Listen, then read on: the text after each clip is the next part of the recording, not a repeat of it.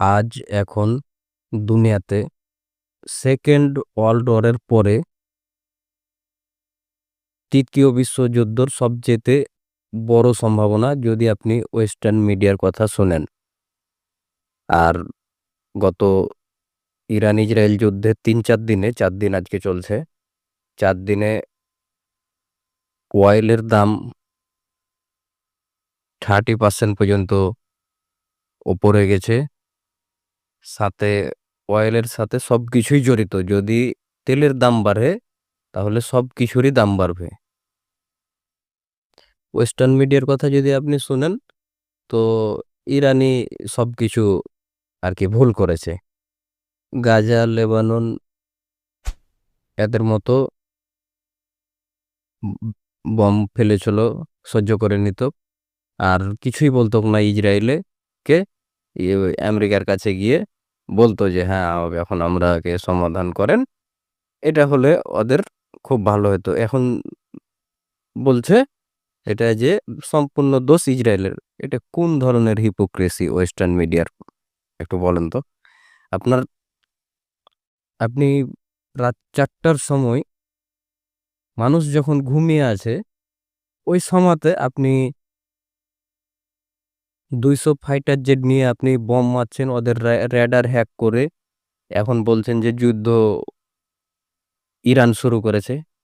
এটা মানে আপনার একটা বিবেকবান মানুষ হলে পারে এটা তো কখনো এটা বলার স্কোপ থাকে না। তারপরে এখানে করে আরেকটা দেখেন, গাজাতে এখনো মানুষ মরছে। ওখানে কোনো ওয়ার্ল্ডের মিডিয়া অ্যালাউ না, ইসরায়েলে অ্যালাউ। 26 জন মরেছে, তো 26 জন সিভিলিয়ানকে কেমন ভাবে মারতে পারে? মানে এটা মনে হচ্ছে ওরা সিভিলিয়ান না, ওখানে তো অনেকজন ওরা কাজ করে। মোসাদের হেডকোয়ার্টারও বানিয়ে রেখেছে সিভিলিয়ান জায়গাতে। তো এমন ভাবে ওরা একটা রিয়েক্ট করছে যে এটা কেমন ভাবে এটা করতে পারে। ওরা যে এটা করছে গাজাতে 10-15 বছর থেকে, তার আগে তো 40 বছর থেকে করছে। আর এটা কিছু না, সিভিলিয়ান, ছোট বাচ্চা, বয়স্ক মানুষ, মেয়ে মানুষ কাউকে বাদ রাখছে না। গোটাই সব জায়গা চারিদিক থেকে ঘিরে মারছে। সেটা কিছু না, কিছু হয়ে গেছে ওই যে ইসরায়েলে ইরান করেছে। এটা হয়ে গেছে ওদের কাছে যে এটা কিভাবে করে, এটা ইউএন তোমরা কোথায়? ওরাকে তো তোমরাই পাঠিয়ে দিয়েছো, জাতিসংঘ কোথায়? তোমরা তো ওদেরকে রাখতে দাওনি। এমনকি ওদের সাংবাদিক গাজাতে গেলে ওদেরকে মেরেছে। ঠিক আছে, তো এটা কোন ধরনের হিপোক্রেসি হইলে এ ধরনের কথা? যুদ্ধ কে আগে শুরু করেছে? যুদ্ধ তো শুরু করেছে ইসরায়েল আগে। ট্রাম্প বলছে যে 2 মাসের মধ্যে, আমার কথা শুনেনি, 61 দিনে আমি বলেছি তো যে চুক্তি না করলে তো একটা মানুষের মানে মাথায় বন্দুক ধরে ওকে বলতে হবে যে আপনি ওই চুক্তি করে না, চুক্তি না করলে গুলি মেরে দিতে হবে, এরকম একটা ব্যাপার। আর ইসরায়েল যদি পারমাণবিক বোম রাখতে পারে তো ইরান কেন পারবে না?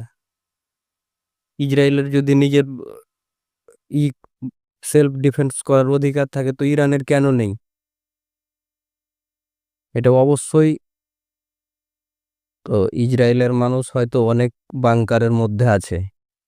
আর এটাও মানতে হবে যে তুমি বারবার যদি অন্য কোনো দেশকে বোম মারো তো মাঝে মাঝে নিজের দেশেও বোম পড়বে। ইরানের সাধারণ মানুষ, ইরানের টপ লোক, ইরানের পারমাণবিক স্থাপনায়, ইরানের রেডারে, ইরানের মিসাইল লঞ্চারে, সব জায়গাতে ইসরায়েল আক্রমণ করছে। অ্যান্ড ইসরায়েলকে যদি একটু করছে, ওদের কাছে এটা হয়ে গেছে নতুন যে কেন আমাদের সাথে করবে। তো তোমরা কি করেছো? একই তো কাজ করেছো, ওদেরকে তো টপ লোকগুলাকে তো মেরেছো। ওরা তো যুদ্ধ করতে তোমাদের সাথে আগে আসেনি, তোমরাই তো শুরু করছো। তোমরা চাইছো কি আসলে? এটা তো আর আহ, ইউরোপ আমেরিকাতে তো চলছে যে 24 লোক মারা গেছে। তো এতদিন গাজাতে কি হচ্ছে ভাই? এটা তো কি বলবো, বলার বাইরে। তো আপনারা নিজেই হয়তো বুঝতে পারছেন। তারপরও ইরানের সাথে কথা বলার করেছিল, সমঝোতা করার জন্য, পারমাণবিক সমঝোতা করার জন্য কথা বলতে বলতেই ওরাও হ্যাঁ বলেছিল। এই কথা হতে হতেই রাত্রে 4টার সময়তে যেয়ে আক্রমণ করে ওদের বিভিন্ন টপ লোক টপ যারা ইরানের সিকিউরিটি নিয়ে কাজ করে, টপ যারা মন্ত্রী মিনিস্টার তাদেরকে রাত্রে 200 প্লেন নিয়ে গিয়ে রাডার হ্যাক করে গুলি মেরে বা বম মেরে মেরে ফেলে দিয়ে এখন বলছে যে আসলে তো ওদের কথা বলে বা চুক্তি করে সমঝোতা করার কোনো ইন্টেনশনই ছিল না।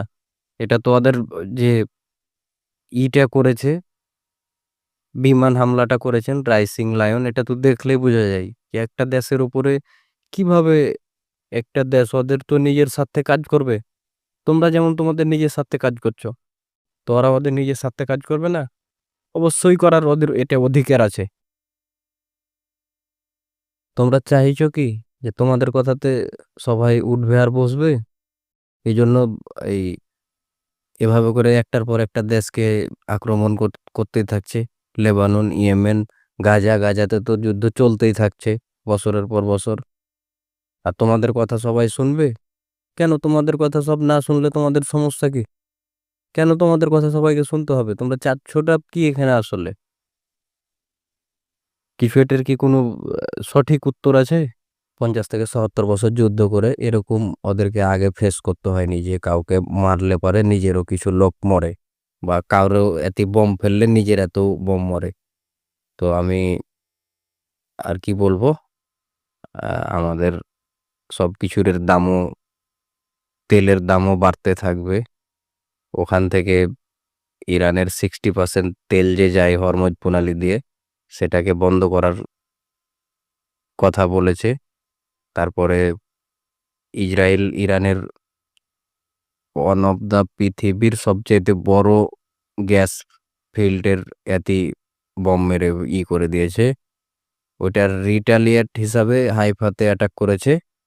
আবার গতকালকে সাংবাদিক ইরানের একটি টিভি চ্যানেল, রাষ্ট্রীয় টিভি চ্যানেলেও হামলা করেছে।